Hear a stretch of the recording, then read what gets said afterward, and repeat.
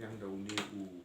novel coronavirus ki bakot SARS-CoV-2 lani severe acute respiratory syndrome coronavirus 2. Now coronavirus nei umdi tang uni COVID-19 umdi tang uni kanyang jingpang ba cause COVID-19 dan bun ha dan SARS 1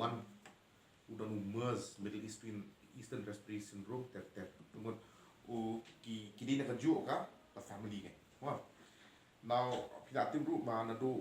March arjar arpo pila declare ni ka pandemic means pandemic kemun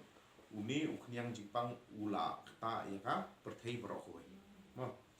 The modes of transmission jong gane ka COVID-19 pitip hi na bajorho ladapi mari ni papong mas ko do bri ujorho na usandria kitu ki knyang jipang ki spread ka ki spread lani ka umbia jong brio ka ha khmat ti jong brio ti ula nang ta brio de ukta mut khmat jong ula ni no yo ni jipang segwe ka kom ka sapriang ha ni ka COVID-19 ka de na ka jing bia pathak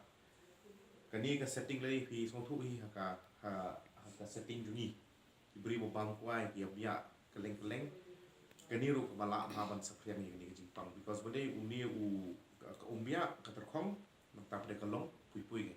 tiga tu dari kibriu kiring mensem kila bunyo yang ini ka jikpak mon tiki signs ki symptoms jong kani ka COVID-19 pila tip hi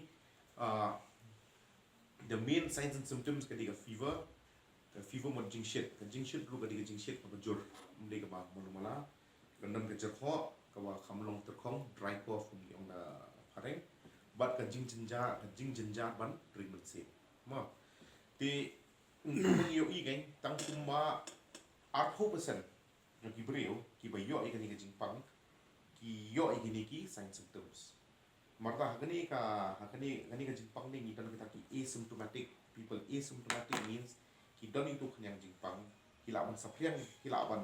itu kenyang jingpang ndre kim dan kita kisel sama marta kani ka jingpang ka kham ma mo ti kidan segi wei pele kitab kishen ki ba phila ban lap andre kini kim dalong common ha kita kide ki jing thamet nang ta ka jing ayu phila unyo open here conjunctivitis mut ba sau ki khmat thakhle an sagi wei ka ba ngilai I man ko por ka dei ba kinu ki bri ho ki yo e uni coronavirus nei ki do e ka jing kimla ban yo jing sma de kadi gawe ka sai ba khamlong important ni jong niu uyu ma de habangi ong ba unu breu udai COVID-19 positive kan breu la man long COVID-19 positive tang haden bi la de le laboratory test kata kadai ga RT-PCR ne ka RAT tang gini kita test ki bang ni la ban ne tang la breu ula yo positive ya ka test ni la ban ong udai positive tang ba ubri udan jing shit na udan sore throat na udan ni kita ngim la bonong ba udai positive case